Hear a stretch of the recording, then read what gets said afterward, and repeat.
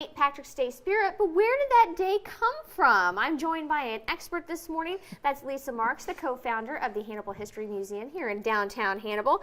I always, we go out, we have fun on St. Patrick's Day, but where did this all originate? Oh, it's definitely an Irish holiday. It originated in Ireland, and basically St. Patrick was the patron saint of Ireland. He lived in the 5th century, and St. Patrick's Day, March 17th, is actually the anniversary of the date of his death.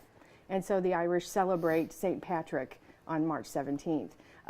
It's rather interesting that a lot of people don't realize this, but because St. Patrick's Day falls during Lent, the Catholic Church actually kind of suspends Lent for the day of March 17th for this big feast and celebration. So that's kind of why it's turned into a big party, is because it's the one day during Lent that Catholics are allowed to drink and eat what they want and really enjoy themselves, and so they take full advantage of that. And then, of course, penance starts the very, very next day. Yes, they go right back to Lent on the next day. So. But one thing that is interesting, Hannibal is the home of one of the most famous Irish people, and that is Molly Brown. Tell me a little bit about where she came from. Okay, Molly was born and raised right here in Hannibal, of course.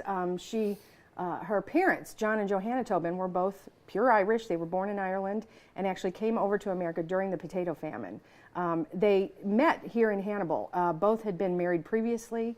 Their spouses had died very young, and so both John and Johanna made their way to Hannibal and met here at the Immaculate Conception Church, right over on 5th Street, which is actually still there, 5th Street and Church.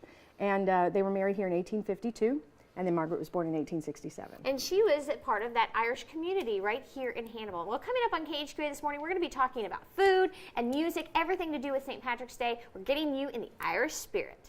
Yeah, and it's, not even a week away from, no, more than a week away from St. Patty's Day. Yeah, yes, and it's nice to hear that. I didn't know that it's kind of a free-for-all on the feast day. Who knew? So, it may be eye-opening for many Catholics out there to know that they can eat meat. I gave up sugar, so maybe I can have a little, maybe soda bread or something like that, because we're celebrating, right? You're celebrating? Eat a candy bar. Yeah.